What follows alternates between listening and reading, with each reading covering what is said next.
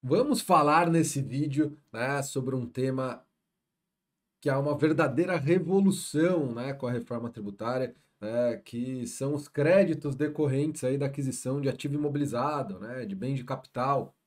Então, né, a reforma tributária, né, ela vem resolver aí um problema que a gente tem, né, dentro do nosso sistema tributário atual, né, que é a oneração aí do investimento, né, da aquisição aí de bens que serão utilizados no processo produtivo. Então, a gente vai falar um pouquinho sobre isso, né, como que é o sistema tributário atual, como que vai ficar com a reforma tributária, quais são as alterações, né, em relação a essa temática tão importante, né, para nossa economia, né, para o nosso desenvolvimento econômico, para o nosso ambiente de negócio. Então é exatamente isso que a gente vai falar no vídeo de hoje. Então fica aqui, é muito importante esse tema, né, tem gerado várias dúvidas, né, porque é uma verdadeira transformação, né, em relação a esse ponto aí com a reforma tributária. Então, né, antes de a gente começar, antes de eu pedir para rodar a vinhetinha, né, eu, eu, eu vou fazer aquele combinado, né? Aquele combinado, né? Se você ficar até o final, gostar do vídeo, né? O conteúdo que a gente abordou aqui foi útil para você de alguma forma, né? Você vai dar o like pra gente aí, né? Pô, foi legal, assisti até o final, né? Eu gostei, foi um conteúdo bacana, né? Bastante importante aí você sinalizar pra gente que você tá gostando, né, que o vídeo está sendo útil de alguma forma, né? E se você quiser, aproveita aí, se inscreve aqui no canal, vem ser aí um acadêmico, né, da reforma tributária, né? Vem realmente acompanhar aqui os nossos conteúdos. Toda semana a gente tem vídeo novo aqui, né, no canal, né? Semana passada, pessoal, eu não consegui produzir, eu fiquei doente, peguei uma gripe fortíssima, né? Tava fanho, né? Tava rouco, né? Realmente eu não consegui. Então essa semana a gente vai ter dois vídeos, né? A gente vai ter esse e mais um. Então, mas foi por motivo de saúde, né, que a gente não teve, né, vídeo na semana passada. Sem condições nenhuma, né, de gravar nenhum vídeo, né, e esse vídeo é eu mesmo que gravo, não é inteligência artificial não, tá? Né? Então é isso, venha ser aí um acadêmico da reforma tributária, se inscreva, tem bastante conteúdo aqui no canal e vai ser um prazer aí lhe ajudar aqui com os vídeos, né? E coloque aí no comentário, né? Se vocês quiserem algum tema, né, para ser abordado aqui, eu queria escutá-los, né? Coloquem aí nos comentários para a gente saber, né, que temas que vocês querem que a gente aborde aqui, né, nos vídeos semanais no nosso canal. Falei demais, como sempre, né? Vamos rodar a vinhetinha e vamos pro conteúdo, né? Roda a vinhetinha.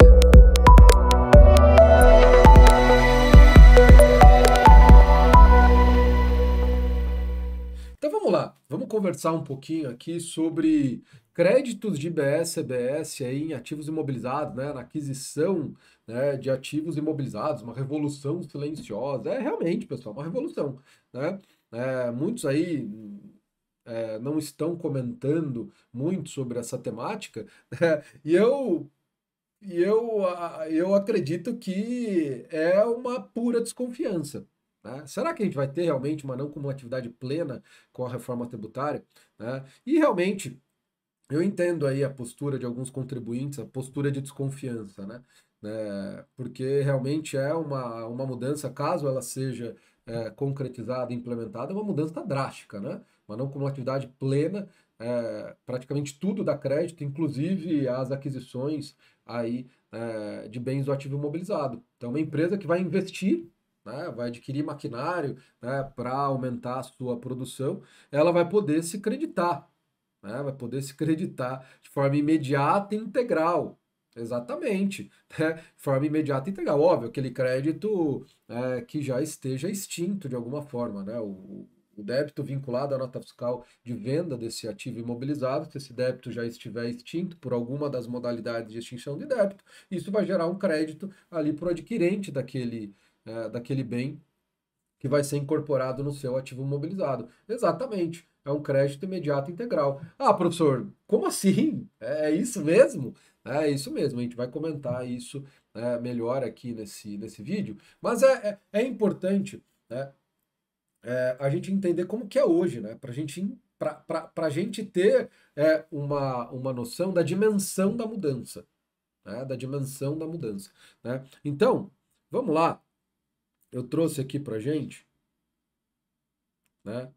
Eu trouxe aqui para gente, falar como que é hoje os créditos ICMS e IPI na aquisição de ativo imobilizado. Primeiro, né, pessoal, no caso do IPI não tem crédito.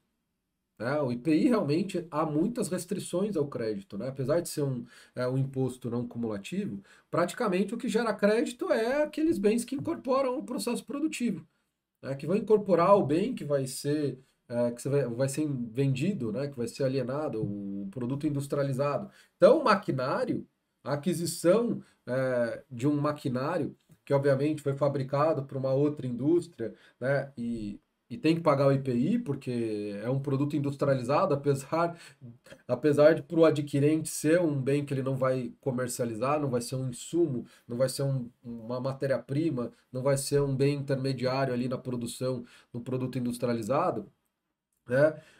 Para aquele que fabrica esse maquinário, é um produto industrializado que vai ter que recolher o IPI. Então, ali, né, dentro do preço que é cobrado, tem o IPI. Né? Mas esse IPI para o adquirente desse maquinário não gera crédito. Por quê? Porque não é ali um bem que vai ser incorporado ao estoque, que vai ser utilizado no processo produtivo. Vai ser utilizado no processo produtivo, mas não vai integrar, né? Não vai integrar a composição do produto industrializado que está sendo fabricado. Né? Então a legislação do IPI falou: não, isso não gera crédito. Né? Então já é uma forma de você onerar o investimento.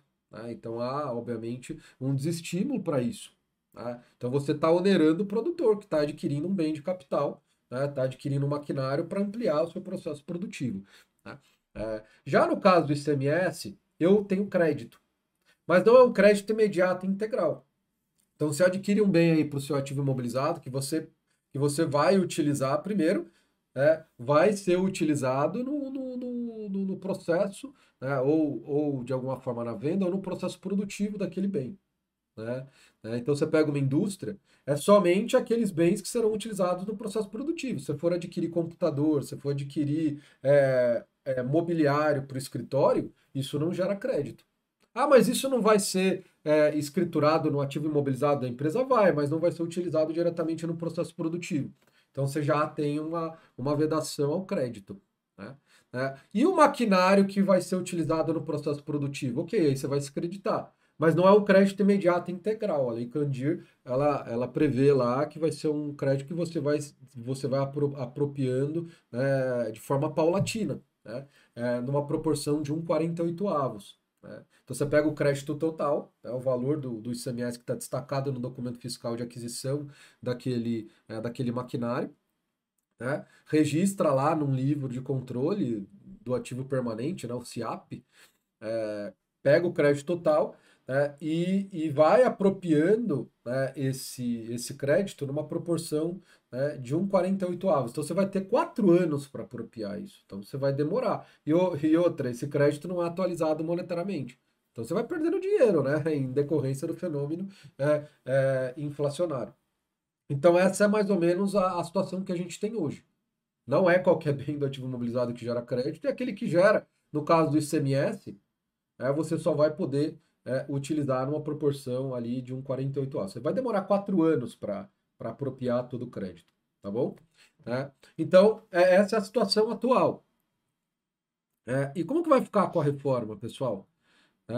A reforma vai permitir você se creditar de qualquer valor que você for utilizar no seu processo produtivo. E nem precisa ser um ativo imobilizado que você vai utilizar diretamente no seu processo produtivo.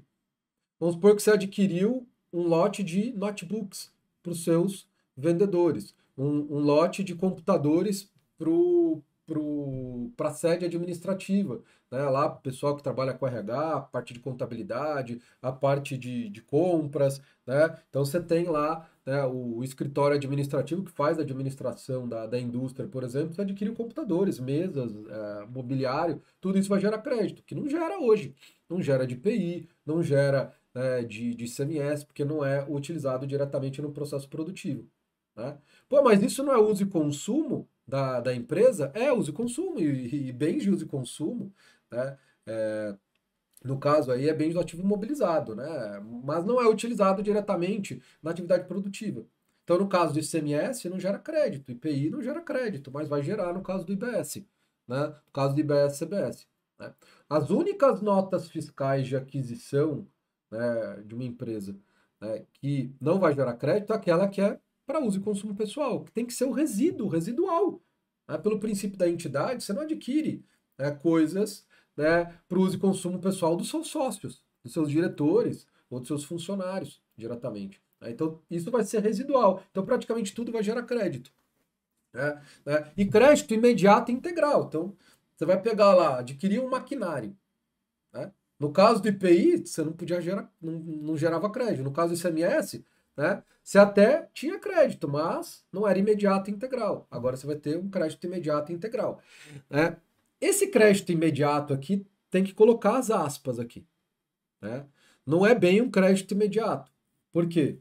Porque esse crédito, para ser apropriado, então não basta ter o documento fiscal de aquisição. Se você comprou a prazo, normalmente são valores altos, que você vai parcelar. Né?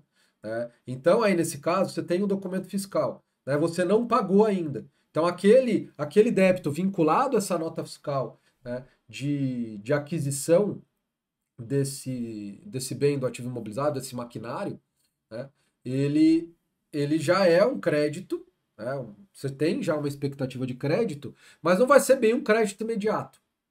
Né? Por quê? Porque vai depender do débito associado a essa nota fiscal estar extinta. Ou por crédito do fornecedor, ou o fornecedor foi lá no mês subsequente e pagou o saldo, né? Ou se ele não pagar o saldo, aí conforme você vai pagando. Vamos supor que você adquiriu a prazo e vai pagando as parcelas. Né? E aí, se você for utilizar um instrumento eletrônico de pagamento, né, e aí vai ocorrer o split, né, e aí esse crédito vai sendo gerado, né, de forma paulatina conforme você vai pagando. Num cenário em que o fornecedor, né, não tem crédito para bater esse débito e nem pagou no mês subsequente o saldo devedor. Se ele pagou no mês subsequente o saldo devedor, ele cumpriu certinho as suas obrigações, já vai gerar o crédito para você. Né? E aí esse crédito, né, vai poder ser apropriado, esse crédito que foi extinto, né? Que foi extinto e vai poder ser apropriado, né, pelo adquirente, por você que adquiriu, né, o maquinário. Tá? Então não é bem um crédito imediato à emissão do documento fiscal. Se você for pagar à vista, ok, pagou à vista, né, pagou um boleto lá ou fez um Pix, né, e aí ocorreu o split, você pagou à vista, né, sem parcelar, não foi a prazo, você pagou à vista, gerou crédito. Né? Gerou crédito, porque vai acontecer o split, porque foi um meio. É, foi feito ali você utilizou um instrumento eletrônico de pagamento em que vai ocorrer o split, pronto, vai gerar, você está garantido, você vai ter o crédito ali, né, do IBS-CBS destacado no documento fiscal. Né? É, ok, eu entendi, vai me gerar crédito, tem aí o crédito ser condicionado ao pagamento, né? O débito vinculado àquele documento fiscal precisa estar extinto para gerar o crédito para o adquirente. Né? Mas beleza, professor, eu adquiri aí vários maquinários, acumulei crédito, né? Porque são valores altos. Então eu estou instalando minha indústria, por exemplo. Comprei vários maquinários. Né? Me apropriei desse crédito. Né? É um valor alto. Então, eu vou demorar um pouco para começar a produzir. Ou mesmo quando eu começar a produzir, né, o valor dos débitos não vão ser suficientes, né, para eu utilizar todos esses créditos, né, durante os primeiros meses. Né? E aí eu não quero deixar esse dinheiro parado, né? Porque eu li lá na Lei Complementar 214 que esses créditos não são atualizados monetariamente. E aí como que eu faço? Né? Para pedir ressarcimento, aí eu quero ter esse valor depositado na minha conta, aí eu vou poder investir no mercado de capitais, né? No mercado financeiro, né? E fazer esse dinheiro render, não ficar parado ali esperando os débitos surgirem. São valores muito grandes. Né? Eu vou poder efetuar esse pedido de ressarcimento e ter esse valor devolvido rápido, Porque é questão de dinheiro, o valor do dinheiro no tempo. Se ele ficar muito parado, a inflação, né, mesmo que não seja tão alta, ela vai corroendo o poder de compra. Né? E às vezes são valores muito altos. Né? Então há sim essa possibilidade, né, de efetuar o pedido de ressarcimento. Você vai efetuar esse pedido de ressarcimento para o comitê gestor, porque esse valor vai ficar lá, né, empossado no comitê gestor exatamente para garantir a devolução desses créditos. Não vai ser distribuído esses valores, né, para os estados e municípios. Vai ficar lá dentro do comitê gestor para garantir a devolução rápida. Né? Mas qual é o prazo, professor? É um prazo reduzido, né? A gente tem basicamente 3 prazos ali, né, de ressarcimento previsto na Lei Complementar 214. Deixa eu colocar aqui o próximo, que é exatamente o próximo questionamento, né? Em caso de acumulação, né? Como será o prazo de ressarcimento? Qual será o prazo de ressarcimento? Então vamos lá. A gente tem basicamente 3 prazos, né? O prazo de 30 dias, o prazo de 60 dias e o prazo de 180, quando precisar de fiscalização, por exemplo. Né? É, e aí, dentro desses prazos reduzidos, né, tem lá a questão do ativo imobilizado. Então, quando é um crédito decorrente da aquisição de um bem que será incorporado ao ativo imobilizado, né, de uma empresa, eu vou devolver rápido. Eu vou devolver ou em 30, se a empresa estiver bem classificada ali num programa de conformidade, ou no máximo em 60 dias. Ou no máximo em 60 dias. Então é um prazo hiper reduzido, tá, com o que a gente tem hoje. Então, você tem uma indústria, você tem uma empresa que acumula crédito em decorrência da aquisição de um bem ali para o ativo imobilizado, ela vai ter esse valor devolvido rápido. E a ela pedindo ressarcimento, porque é um valor alto, ela não quer esperar surgir os débitos, né? Ela quer pegar aquele valor e aplicar e fazer, obviamente, render aquele dinheiro. Né? Então vão ser prazos bem reduzidos, né, em comparação ao que a gente tem hoje, 30 ou 60. Tá? Então, nossa, 30 dias se for uma empresa que está muito bem classificada, tem um rating alto, A mais ou A, dentro de um programa de conformidade, né? Você é uma empresa muito bem classificada, né? Você, obviamente, vai ter prioridade, vai ter ali um prazo ainda mais reduzido, um prazo de 30 dias aí para ter esses valores ressarcidos. Tá? Então, pessoal, era isso. Né? Era isso. Ah, e um último ponto que eu acho que vale. Né? Então, isso a gente está falando daquelas situações em que a aquisição de bens do ativo imobilizado, aquisições de bens de capital, né? Porque quando uma indústria compra um maquinário, ela está adquirindo um bem de capital, que ela vai utilizar no seu processo produtivo. A gente está falando aqui, né, de situações em que estão na regra geral, em que uma indústria adquire um maquinário, né, e a operação que tiver como objeto esse maquinário for tributada. Né? E aí ela vai poder se creditar de forma imediata e integral, óbvio, desde que esse débito vinculado a esse documento fiscal de aquisição estiver extinto. Aí isso gera crédito, ela vai poder se apropriar na sua apuração. Né? Óbvio que vão ter situações, tem lá uma parte específica, um título específico na Lei Complementar 214 que trata dos regimes de bens de capital. Então vão ter situações, né, em que a aquisição desses bens de capital em projetos de infraestrutura, né, por exemplo, na área portuária, o Reporto, tem o REID também, vai estar suspenso de incidência do IBS-CBS. Né? Então, não haveria a priori ali a incidência. Então, a gente não teria um documento fiscal com IBS-CBS. Até teria o IBS-CBS, mas haveria ali uma suspensão da incidência. Então, nesses regimes de bens de capital, né, há uma suspensão, porque qual que é a questão? A questão é o seguinte, né, se há incidência, né, se o fornecedor desse bem de capital, ele tem que recolher o IBS, óbvio que ele vai incluir no preço. Né, e haveria ali um desembolso, né, inicial, por parte do adquirente, para depois ele poder se creditar e pedir ressarcimento. Né? Então, em algumas situações, como o valor é muito alto, por uma questão de fluxo de caixa, né, há a previsão, né, da suspensão da incidência e depois a conversão aí em alíquota zero, né, isso ajuda, né, na questão do fluxo de caixa. né, do fluxo de caixa da empresa quando a gente está falando de valores bilionários, né? Às vezes, né, valores bilionários, obviamente, né, o valor do IBS-CBS também vai ser na ordem de bilhões, no máximo milhões. Então, para que não haja esse desembolso, esse desencaixe inicial, esse desembolso inicial, né, para depois se creditar e pedir o ressarcimento, o legislador falou, então vamos dar uma suspensão de incidência, né, para depois conversão em alíquota zero, para que não haja prejuízo no fluxo de caixa. Né? Mas as situações que não se encaixam nessas, é, nessas situações específicas, né, de suspensão de incidência, em que há incidência na aquisição de bens de capital, né, o grande estímulo é o crédito imediato e integral. Né? Então, essa é uma forma também de você desonerar o processo produtivo, né, o investimento. É por meio, né, de você não trazer restrições ao creditamento, né, tanto em valor quanto, né, em questões temporais. É um crédito imediato e integral. Tá bom? Então é isso, pessoal. Era isso que eu queria tratar e conversar com os senhores aqui nesse vídeo. Espero que tenham gostado, né? E se gostaram, se foi útil de alguma forma para os senhores, né?